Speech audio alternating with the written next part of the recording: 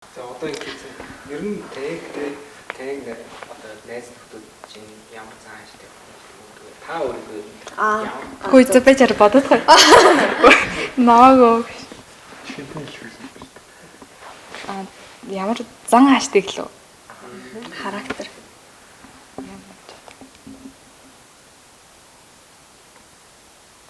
Намайг ерөөсөн юм тийч хэлдэг үү гэх. Ясих гадар явдаг л дээ.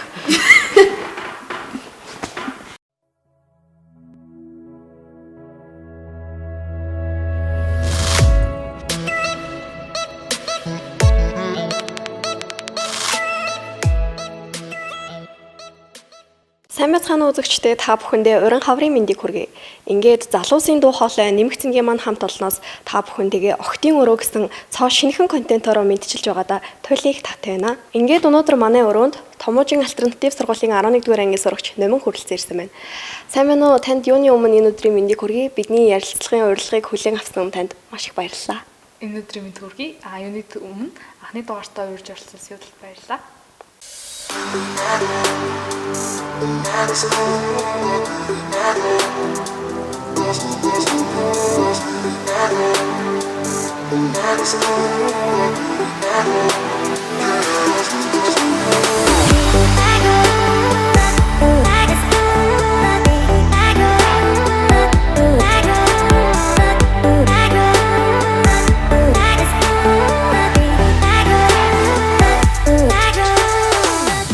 Та юуны өмнө үзэгчдтэй сургуулийнхаа талаар баг гэж гэсэн мэдээллийг хүргэхгүй юу? Танай сургуулийн яг онцлог давуу тал нь юу юм бэ? За маань сурвал болохоор өмнөх 2015-аас хойш үйл ажиллагаагаа явуулж байгаа. Тэгээд 5 жилийн хугацаанд бол ер нь бол актив маягаар явж исэн. Тэгтээ ер нь бол анхны Харвард улсын сургуулиас Харвард руу ингээд хүүхдийг тэнцвүүлж оруулж исэн гээд тэр ер нь бол ингээ хамгийн цогц хөтөлбөр нь болохоор Summer School гээд нэг тийм хөтөлбөр байсан. Тэгээ ер нь бол 2020 он хүртэл 5 жил маш амжилттайгаар актем явсан. Тэгээ 2020 оноос ийм нөгөө сургууль байгуулна гэд альтернатив сургууль гэд энэ л болохоор яг хөтөлбөр нь яг ямар вэ гэдэг лөө project based learning буюу төслийн аргаар ингээ хүүхдүүд мэдлэг болгоно гэсэн энэ л болохоор яг яадаг арга вэ гэхээр одоо Америкийн сургуулиуд ер нь бол хвшлэн хэрэгэлдэг. Ингээд зүгээр 40-аас самрын өмнө заах биш харин хүүхдүүд ингээд яг ерөнхий академик мэдлэгүүдийг бол ингээд олгоно. Түүрээ гадна ингээд хичээлүүдийг хооронд холбож жогоод ингээд нийлүүлээд төслийн ажил хийдэг байгаа. Тэгээ ер нь бол анх сургууль дийлж авахтаа одоо ингээл би орё гэл ингээл төлбөр мөнгө өгөө шууд ордог сургууль бол биш. Харин ингээд өргөдлийн системээр авдаг. Яг л ер нь бол Америкийн ахлах сургуулиуд ч гэсэн үг. Ер нь бол тэгээд 3 шатны өргөдлөөр тэмцүүлж авдаг. Энэ жил 2020 онд анхныхаа ингээд эсэлтийг нээж ахлах дунд ингээд нээсэн байгаа. Тэгтээ ер нь бол ахлах сургуульд бол 200 хүүхэд бол авсан сургууль. Та тэгэхээр анхны 201 болсон биш үү тийм ээ? Тийм. Ер нь бол тэг ингээд маш их өргөл ирсэн гэсэн. Бидний намар бол ирэхэд бол 2000-аад өргөл ирсэн гэсэн. Түүнээс шалгаруулад 10-аас 12 дугаар ангийн 200 хүүхдийг ер нь бол шалгаруулж авсан гэсэн үг. Тэр нь бол хамгийн том онцлог гэвэл ер нь бол тийм төслийн аргаар заадаг гэдэг нь ер нь бол онцлог болж өгч байгаа. Дээрээс нэмээд бас ингээд ганцхан хичээлээр ингээд бүгдүүд байдгүй. Эрүүл мэндэд нь бас амар их анхаардаг. Ингээд эрүүл мэндийн ингээд маш их ингээд спортын төрлүүд хичээл ордог, чөлөө цаг гаргаж өгдөг, хоолн дээр бас зөв хоол хичээл ордог, сэтгэл зүйн хичээл ордог. Тэгээ бүр 12 дугаар ангид жолооны курсын хичээл хүртэл ордог. Тэгээд ер нь бол маш олон давуу талтай. Тэгээ бас тэрнээс гадна ингээд зүгээр л ингээд лест нь ингээд бүгдөө академик хичээлэр биш. Ингээд Америкийн сургуулиуд руу ингээд өргөдөл явуулахад нь ингээд тусалж коллеж преп ингээд хичээлүүд ордог, IELTS TOEFL хичээл ордог. Тийм давуу талтай. Та тэгэхээр сая анхны 201 болсон гэж шүү дээ. Тэгэхээр одоо 3 шатны өргөдлийг даваад яг хамгийн анх тэнцсэн гэсэн одоо мэдээг сонсоод яг ямар сэтгэл төрж ирсэн бэ? Хамгийн анх бол 5 сарын 1-нд өргөлөө нээж эхэлж ирсэн. Тэгээд би шууд нэгэнд нь амар ингээл ер нь бол ингээд томч академик ингээд байхаас нахуулаад мэддэг босон жилийн яг яаж орохоо мэдгүй би ингээд 10 дугаарын хүртэл ер нь бол хүмүүн сулбар сургуульд сурсан. Тэнгүүтээ ингээд нөгөө юу гэж байгаа ингээ яг хотод байдаг ихтэй болохоор би яг яаж орохоо мэдгүй тэгэл ингээд Facebook, Instagram-аар л мэдээлэл авдаг. Ийм сайн ихтэй байна, ийм байна гэж утдаг. Тэгэл сургуультай боллоо гэл 4 сард ингээд мэдчихээд тэгээ бүр амар баярлж байсан. Юу вэ баг орцсон юм шиг л. Тэгээд 5 сарын 1-нд ингээд шууд өргөдөл нэгдлийг гэхээр нь шууд ингээд юусэн чи амар олон хүмүүс ингээд ачаалаад тэгэл за өнөөдөр төөхөө бойл юм маргааш өгөөд үзье гэл. Тэгэл 5 сарын 2-нд шууд өргөдлөө явуулж исэн. Тэгээд өргөдлөө явуулаад эдгээрчнийхээ хариу ингээд яа бүр эдгээрчнийхээ өргөдлийг баг 6-7 цаг сууж исэн. Тэгэл бүр хийчихэл бүр шатарсан. Яа за ихтэй тэнцэхгүй юм байна болий. Дахиад цаашаа 2 шатны шалгаруулалт баг ингээд миний баг хийх зүйл биш юм байна гэж бодоод тэгэл хэд хоногийн дараа 1-р шат 2-р шат нэгдсэн байсан. Тэгэл 1-р шатаа тэнцсэн. Тэгэл 2-р шатны шалгаруулалтаас бас нэлийн хэцүү байсан. Тэгээд тэрэндээ болохоор 6 сард 5 сарын сүүлээр өгчээсэн. Тэгээд 3-р шатны шалгаруулалтыг болохоор биеэр очиж өгчээсэн 6 сарын 2-нд. Тэгээд миний ингээ хариу бүр ирэхгүй ингээд бүр таг алгалцсан 6 сард ирэхгүй 7 сард ирэхгүй. Тэгээд би бүр за уусаа ингээд тэнцэхгүй юм байна. Ингээд за боли одоо ингээд ямар ч тач 2-р шат 3-р шат хүртлээ явцсан. За ингээд ямар ч тач маш их зүйлийн ард гарлаа гэд. Тэгээд эвлэрсэн байжсэн чинь 8 сарын дундуур ингээд 3-р шатаа тэнцлээ. Ингээд суудлаа баталгаажуулаарай орох үгүйгээ хэлээрэй гэжсэн. Тэр үед би чи бүр ингээд баг ингээд бүр амар их баярлалж ингээд нэг төвлөрсөн за орохгүй юм байна гэж хэлжсэн юм чи. Тэгэл бүр амар их баярлал өсөр цогцоол. Тэгэл бүр амар их болж илаа. Та одоо өмнө нь одоо улсын сургууль сурч байсан шүү дээ. Тэгээд дараа нь одоо Томуучин сургуульд илсэн. Тэгээд одоо яг танд ямар өөрчлөлт давуу талууд бий болсон гэж боддог вэ? Ер нь бол 11 сар хүртэл 2 сарын хугацаанд хичээлээд карантинлэгдсэн. Гэтэ энэ хугацаанд бол амар их community амар их сайжирсан гэх юм уу. Одоо ингээд хүрээлэл орчим тэрний амар их сайжирсан. Одоо ингээд хүүхдүүдийн ингээ хүрээлэл амар чухал гэдэм билээ. Тэрийг ингээд ер нь бол 200 хүүхд шалгаруулж авсан. Тэгэхэд ингээд амар мундаг хүүхдүүдтэй орж ирсэн. Ингээд өөрийнхөө ингээд ер нь бол дунд ангидаа гайгүй ингээд ер нь ингээд маллалал ингээд явдаг хүүхд гэж бодсон чинь намар ороод амар олон мундаг хүүхдүүдийн ингээд зүгээр за өөрийгөө ер нь бол чонголж эхэлсэн. Тэгэл ингээл олон хүүхдүүдээс маш олон чадвартай ингээл өөр хүүхдүүд байгаа. Ингээл бүр аймагаас ирсэн, хотын ингээл өнцөг болон бүрээс ирсэн. Тэгэл тэнгууд ингээд амар их ингээд нөгөө их юм сурч авсан. Тэгэл ингээл маахан клуб байгуулдаг болтойгохгүй. Тэр үеэр бүр амар их ингээд зүйлийг сурч авч байсан. Тэгэл маш олон төрлийн хүүхдүүд ингээл хятад хэлтэй ингээл хийл тоглодог ийм кино урлын клуб гэж хүртэл байгуулагдаад тийж тэгвэл ингээл хүрээлээс амар их зүйлийг сурч авч байсан. Амар их ингээд нөгөө аль хэдийн баран их сургуульд очиод гадаад руу яваад ингээд сургуульд ингээд ороод шинэ орчинд очиж байгаа гэсэн бас мэдрэмжийг авч байсан. Тэгээд ер нь бол давуу тал авч байсан. Одоо ингээл бид нар ингээд улсын сургуульд ингээд байхад бол тийм ингээд 40 минут ингээд хичээл хийгээл дараагийн 40 минут суугаад 5 минут суулаад ингэж явдаг байхад тэнд бол ингэж бүр ингээд яг ангийн систем гэж байдгүй. Тэгэхээр ингээд үедээр нь бол хичээл орж байгаа гэсэн үг. Тэр нь бол 10 12 оноочнд харьцдаг. Тэг ингээд тэнгуут ингээд амар олон хүүхдүүд ингээд зэрэг харьцах боломж өгдөг. Тэгвэл ингээд багаар ажиллаулдаг. Тэгээ багийн ажиллагаа амар их маш их сурсан. Тэгээ төслөөр ингээд хичээл ордог болохоор тэрэн дээрээс нэмээд төсөл хийхэд одоо ингээд бид нэг PhD гэж тавина. Ингээд санхүүгийн ингээд тооцоол хийд төсөл гарна ингээд Google Doc ингээд янз бүрийн компьютер системүүдээр маш их ажилладаг. Тэгээд ингээд яг төсөв яг яаж бичдэг, ямар ингээд аргачлалаар бичдэг тэр болгоныг юу нь бол ингээд сурж авч исэн. Тэгээ ер нь бол хүрээлээс амар их зүйл сурдаг. Тэгээ бас ингээд хичээлээ хийх явцдаа ингээд багийн ажиллагаа ингээд маш их ингээд life skills талдаа амар их хөгждөг. Тэгээ маань бас ингээд life skills гэдэг хичээл ордог. Ингээд амьдрах чадвартай ингээд яаж ингээд зэгтэй ярих уу, одоо ингээд эхлэх хөдлөө яаж тавих уу гэх зэрэг маш олон чадваруудыг ер нь бол 2 сар хугацаанд дааж өгсөн.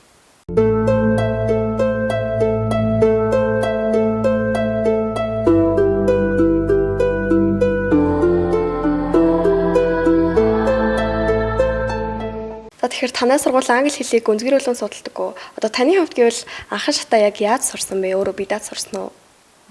Анхан шат гэвэл ер нь бол ерөнхийдөө сургуулийн системээр явж байсан. 5 дугаар ангид л анх орж эхэлж хатан сурж байсан.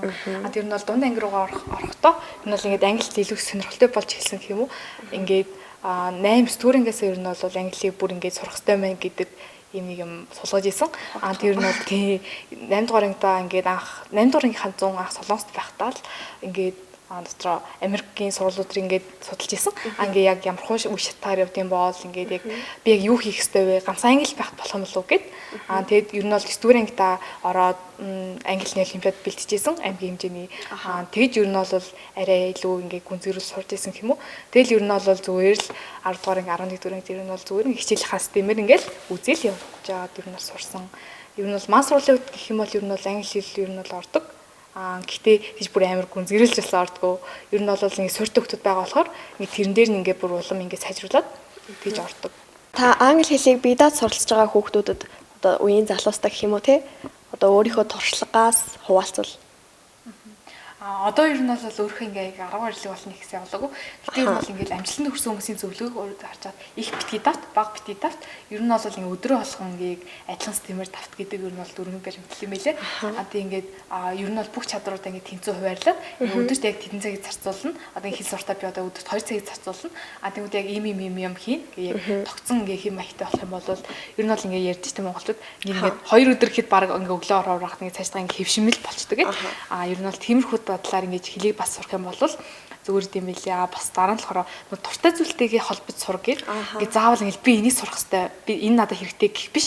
Одоо ингээд хамгийн дуртай би одоо ингээд хип хоп сонсдог бол одоо солонгос хэл суртаа энэвэрэ дамжуул сурна гэдэг тийм арга барилаар сурвал бас их үр дүнтэй юм билээ. Мэдээж туртай юмдаа цаг зарцуулангаа одоо сонирхлоо хөгжүүлээд одоо чадвараа ч гэсэн хөгжүүлнэ гэдэг бол маш зүйтэй. Тэр наад арга чинь ер нь бол айгүй зөв санагдчихсан. Тэрийг л ер нь бол зөвлөмөр байна энэ хоёрыг. За та одоо 11 сараас хойш одоо карантин байлаа шүү дээ. Сургууль цэцэрлэгч ингээд ерөөсөө орсонгүй. Тэгээд та яг одоо карантиныг юу хийж өнгөрөв? Карантин одоо эхэлснээс хойш танд гарсан өөрчлөлт одоо юу байв? Карантинаар одоо ингээд 11 сард яг карантинлсэн шүү дээ. Яг өглөө үрээр карантинлсэн. Тэгэл ингээд би за буцаад унтчихъя гэж унтсан чи. Ингээд унтаал нэг хитэн цагс байж байгаа сэрнэ маань сургууль шууд ингээд хичээл орсон байсан. Эхний 2 цагаа би шууд босцсон, унтцсан. Ингээд шууд амар тэр дорн зохион байгуулалт хийсэн. Тэгээ шууд ингээд маах ер нь бол актив мэдлэгийг ер нь бол өгдөг гэсэн шүү дээ. Тэгтээ ер нь бол томоожийн дижитал гэдэг нэг тийм өөртөө гэсэн юм дижитал те. Тэрэн дээр ингээд багш нар ингээд хичээлүүдээ видео контент болгож оруулдаг. Тэн дээрээ бас ингээд дасгал даалгаврууд хийдэг. Тэрэн дээрээ шууд ингээд хичээл хуваар дээр шууд ингээд бас зүүмийн ингээд линкүүд оруулаад тэгэл шууд ингээд хичээлүүдээ ороод эхэлсэн. Ер нь бол ингээд төслийн ажлаар ордог болохоор заавал ингээд биеэр танхимаар авах шаардлагагүй. Ингээд актив мэдлэгүүд яг авдгаар авчна. Тэр төслийнхөө сургууль дээр хийдэг юмнуудаар нь бол ингээд шууд ингээд компьютероор дамжуулаад уцаараа дамжуулаад авчиж байгаа болохоор шууд ингээд ер нь бол ямар ч ингээд карантины ялгаа байхгүй хичээл орж исэн. Тэгээд ер нь бол карантинаар хичээлээ өнгөрөөсөө ер нь бол өглөө ингээд 8-аас хичээл ордог. Тэгээ өдөр 3, 20, 4, 30 хүртэл нь бол хичээлүүд ордог. Гол нь цайнслахтай. Тэгэл тэрийг хийгээл байж итэл ингээл ер нь бол өдөр өнгөрчдөг. Тэгэл бас хажуугаар нь ингээ гэртээ байгаа юм болохоор гэрийн ажлыг дүүнрээ харна. Тэгж өдөр өнгөрөөл нэг битгэл орой болсон. Тэгэл орой болгоод ингээ ганцхан ингээл хичээл авал дуусчихгүй. Тэгэл тэр ингээл одоо багаараа ажилладаг гэсэн. Тэгэл ингээл нэг төслийгээд нөгөө багийн хантаа митинг хийж ярина. PPT бэлтэн янз бүрийн төслийн юмнуудыг хийн. Тэгэл ер нь бол ингээл митингийн хооронд явж байгаа л ер нь бол өдөр өнгөрдөг байсан. Тэгэл амралтын өдрөөр бол тэгэл нөгөө тасгийн хичээлүүдийг ингээ зүгээр тавьдаг видео контент хичээлүүдээ үзнэ. Тиймэрхүү л өнгөрдөг байсан. Ер нь бол хичээл хийдэг яг ялгаагүй л. Тэгэхээр мэдээч одоо карантинтай хаад гарч орох хэрэг гарахгүй. Тийм болохоор гэрийнхэнтэйгээ л илүү ойр дотнойсэн баг тийм. Та тэгэхээр ер нь гэрийнхэн чинь таныг хэрэг дэмждэг вэ? Одоо ямар нэгэн зүйл хийх чинь одоо таныг одоо юу гэж би ер нь бол дундын орчноос хойш оролцооны байгууллага явчихдаг байсан. 6 дугаар ангид орж ирээл хүүхдээ оролцооны төр зөвлөлд орж исэн. Тэгэл ингээл ерөөсө гэртээ тогтдгоо. Ингээл нэг ч ийм юмтай, тийм юмтай гэж хичээл тараал одоо ийм юмны цугларал, тийм юмны цугларал гэл амралтын өдөр одоо ийшээ явна, тийшээ явна гэл ингээл эцэг зөвшөөрлөөс барайл ирдэг. Тэгэл ер нь бол ингээд амарх дэмждэг. Ингээд одоо ийм юмд явна, тийм юмд гингээд за одоо яг юу хэрэгтэй энэ өдрээ гэл одоо ингээл ийшээ явна гэвэл за яг яах юм ингээл ярьдаг. Тэгэл тэрний ачаал ер нь би одоо ингээл янз бүрийн юмнууд ингээл судлаад ингээл оролцооны байгууллагаар яваал одоо энэ сургуульд ер нь бол орсон гэж бодог. Сургуульд анх орж яваад гэхэд ингээ хүртэл амар дэмжижсэн. Би анхандаа бол ингээл за тэнцээж үгүй ч юу зүгээр ингээ хэлэхгүй баг өргөл явуулчих гэж бодчихсон. Тэгээ тэнцээ байна л хэлээ гэж. Харин тийм ер нь бол тэнцээ байна хэлээ за тэнцэхгүй бол за яхаа тэгсгэл өнгөрчихийгээд тэгсэн чинь нөгөө маань сургууль нөгөө юу идэг өргөл нэгдүгээрстэй явуулахдаа ингээд өргөлийн хураамж гэж төлдөг. Тэгээ угаасаа хэлхээс өөр аргагүй болж байгаа. Тэгэл тэрийг өгөхэд бол ингээд хэлээл. Тэгвэл амар баг ингээд тэнцсэн юм шиг бүр найдлага тавиад тэгэл ингээд за нэгдүгээрс чи яасан одоо хоёрдугаарстандаа ингээд гэл би бүр тэр үед яана одоо тэнцэхгүй бол гэрийнхнийхээ урмыг баг хугалах юм байна гэж бодож байсан. Тэгэл амар их дэмжижсэн. Тэгээ ер нь бол тэр дэмжлийн ачаар бас ингээ бүр улам ингээ хичээх хэрэгтэйгээ ойлгоод энэ бол бүр өөрийгөө ингээ хурцлаад ер нь бол аливаа юмд оролцдог. Гэрийнхээ ер нь бол сайн дэмждэг гэсэн үг. За та одоо хувь хүний одоо цагийн тайм менежмент буюу одоо цагийн менежментийг яг хэрхэн зохион байгуулдаг вэ? цаг төлөвлөлтнэр гэх юм бол нэг тийж амар хуваар гаргаад ингээд бичил одоо ингээд маргааш тэдэсний цэгөр юмтай гэж төлөвлөлт дэвтэр нэтер бол ашигладаг. Ер нь бол ингээд маргааш одоо ийм уулзалттай одоо ингээд хичээлтэй юм байна. Тэгмүүд ингээд дотроо ер нь бол өмнөх өдөр ингээд төлөвлөлт унтдаг. Ингээд сул дил цаг ингээд гарах юм бол яг тухайн цаг үедээ тааруулаад одоо ингээд за одоо ийм цаг гарлаа да. Одоо хинтээ уулзах хэрэгтэй үлээ. Одоо энэ рүү бичих үү. Одоо ингээд тэгж л зохицуулдаг. Тэгээ ер нь бол цаг төлөвлөлтний би сая хэлсэн шүү дээ. Одоо ингээд лист тийшээ ингээд янз бүрийн юмтайг яваад байдаг. Тийм болохоор хөвчлэн тэгж амар одоо ингээд шууд цагийн үнийг бараг бэлэн байдаг. Одоо тэдэг өдрийн тэдэн цагт ийм юмтай. Гээл тийм болохоор нь бол илүү амар байдаг. Тэгж цаг төлөвлөлтөө ер нь бол хэрэгжүүлдэг те.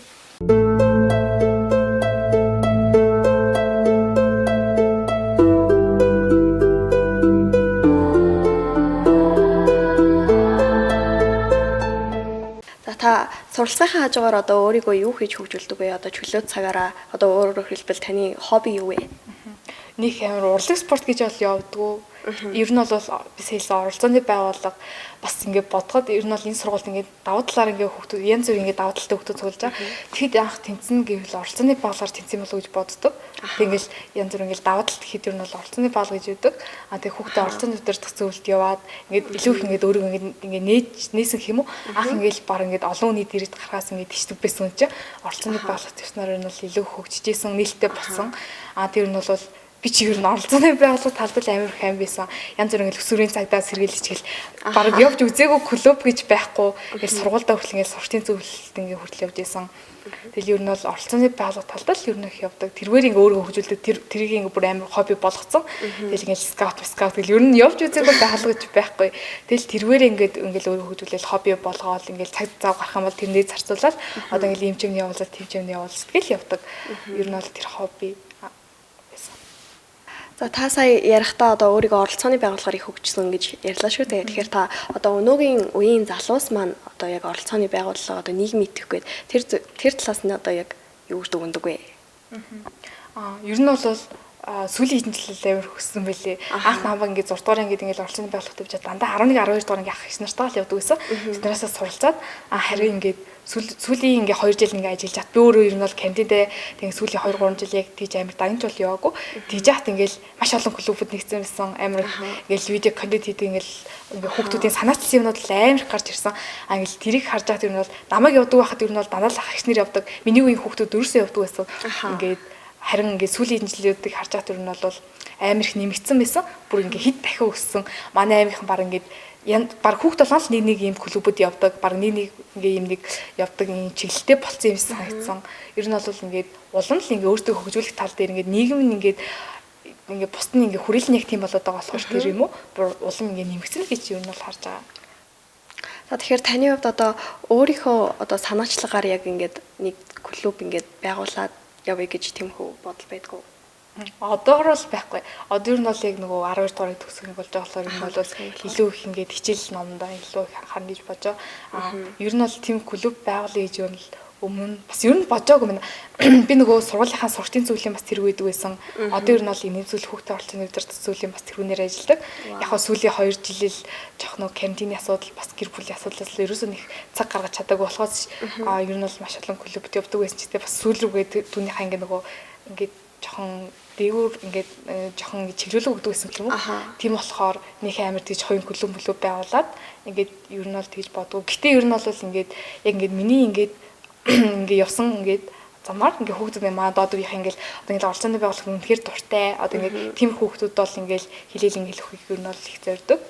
Ямар оролцооны байгууллагад явдаг байсан бэ? Ер нь бол ингээд хальт ингээ яваад өнгөрсөн байгууллагууд бол дүнд байгаа. Яг тэр дотроос ер нь бол хүүхдийн оролцооны өдөр төсөөл буюу ховууз, скаут хоёрт ер нь бол арай илүү ингээ урт хугацаанд явж исэн гэх юм уу. Тэгээд скаут болохоор хамгийн анх нөгөө Төв аймагт скаутын зөвлөл байгуулагдаж хахад 31-р жамбор гавж анхны Төв аймаг скаутыг болж исэн. Харин ховууз ер нь бол бас ингээ яг 11 12 дугаар ингээ ах нар ихнэрийгээ төгсгөд ингээ бас доорс нь халаа болж орж исэн. Тэгээд скаут ер нь бол майхан цэцлэн цугларалт тэрэнд амар их явдаг. Тэгээ ингээд ер нь бол амар их чадваруудыг бас ер нь бол зааж өгсөн. Тухайд скаут байхад одоо танд ямар нэгэн хөгжилтэй явдал тохиолдож ирсэн үү? Одоо тохиолж ирсэн бол тэднээсээ манай үзэгчид тохиолдсон. Ер нь бол скаутаар явж байхад ер нь бол маш их зүйлүүд тохиолдож ирсэн.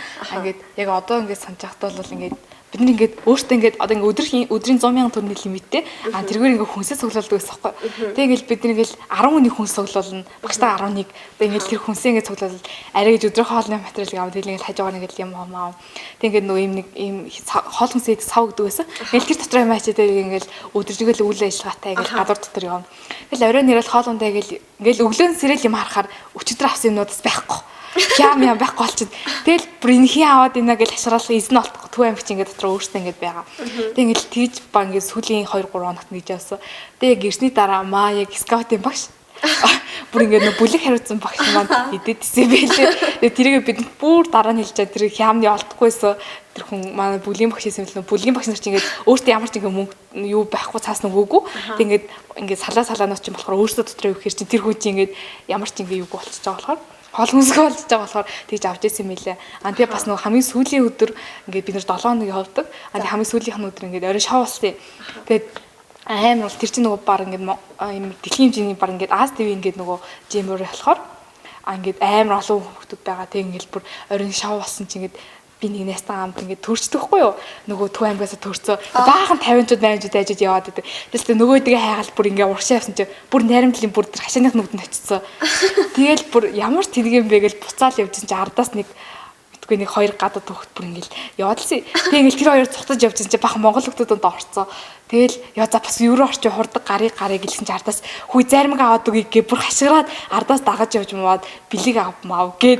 Тэр бүр тэр өдөр амар адлын явталтай явж арай гэж нөө кампус дээр ирсэн чинь маа идэл идэ баг ирсэн оройн төргөө хийгээ байж тээ. Тэгэл өстө бүр зармиг одоо бодохоор нь бол тэр турсан чинь амар их санаанд ордог. Тэгээ бас нөгөө ингээд яг нэг биднийг ингээд тэр чинь 7 хоног байгаа амир их юм үзэн нэг 2 өдөр яг бороо орсон. Тэгээ яг тэр үеэр нөгөө бид нар чинь ингээд хоолундаа яг оройн хийж иддэг. Өдөржингөө ингээд уул хадаар ингээд өртөө дамжиж явж байгаа. Тэгээ орой ингээд ирээл маа нөгөө салааны хөхт хоолоо ийцэн хааны идчихээс чи амар бороо ороод бүр тэгэл чи хажууд яг маа хажууд 50-чууд байрлалцсахгүй юу. Тэгэл чи 50-чууд ингээд бүр ингээд тэнгэр мэнгэрд ороод бид нар бол тоохгүй штэ. Тэгэл хоолундаа итгэл байж байгаа бол бүгдээрээ дуулаад бүр айгаад байгаа болтой бүр ингээд баг ингээд нөгөө сүнс чөтгөртөө залбираад байгаа юм уу яагаад байгаа бүр амар хашаалдаал дуулаад бүр чихэн дээр ойлголдоо тэгэл бүр нэг тиймэрхүү өмнөд ер нь бол амар их болж ирсэн. Тэгэл нөгөө улс улсын нөгөө онцлогууд ер нь бол харуулж байгаа л ер нь бол тэр зүйлтэй одоо яг тиймэрхүү газар болдгоо улс орнууд бол яг ингээд нөгөө айд сандрах нь мэдээж тэгэл маш олон зүйлийг ер нь бол харж исэн. Тэгэл бас манай хүүхний ингээд манай нэг жоох хөлөө шалбалчаад тэг ингээд гэсэн чинь нөгөө ингээд жоохон ингээд бэрцсэн ингээд цус гарсан. Тэгсэн чинь гадаад ус авир сүртэй болохоор бүр тэрэн дээр бүр амар ачаал бүдэл өгөөд бүр ингээд бид нэг лаз яах вэ гэж явах гэсэн чинь тест бүгдээр таар цогчвол одоо ингэж эмчилнэ. Бараг л мисцаслыг толгойд амар их юмнууд тавьчаал болт лентмент барьжгүйгээл тэр мэрийг хараад бүр инээ төрж ирсний яа. Тэгэл бид нар бол нэг тоохгүй болохоор тэгэл тиймэрхүү зүйлүүд маш их болж. Тэгэл ингээл хөгжилтэй мөртлөө бас ингээл цаагаараа ингээл амирх зүйлийг ингээ ойлгож авч ирсэн ингээл улсуудын ингээл онцлог ингээ таньж мэдчихсэн л зүйлүүд байгаа. За тэгэхээр таны эргэн тойрны хүмүүс одоо таныг ямархуу характертай хүн гэж дүгнэдэг вэ? Одоо та өөрийгөө одоо ямархуу характертай хүн гэж боддог бэ? Ер нь бол миний ойр хавийнхын намайг ер нь бол ингээд амар төвчээртэй гэж хэлдэг.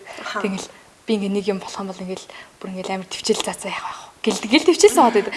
Тэг ингээл яг үнэхээр ингээл нэг юм болох юм бол ингээл бүр ингээл төвчээ яг нэг үгэлдэг ч юм уу ингээ юудаг. Яг ингээд төвчээртэй хүн чинь ингээд байж ингээ нэг үгэлэхдээ бүр амар үгэлт юм гэлгээл ингээл манай зад чамаас бар сүлдээ айдэн штэ гэл яаж байгаа ингээл гэр чи чинь ингээ чимээгүй байж байцнаа нэг үг хэлэхээрээ бүр ингээл зүрх рүү баг ортол юм хэлдэг штэ гэл тэгэл ер нь бол нэг тэмхүүл характертай гэж хэлдэг.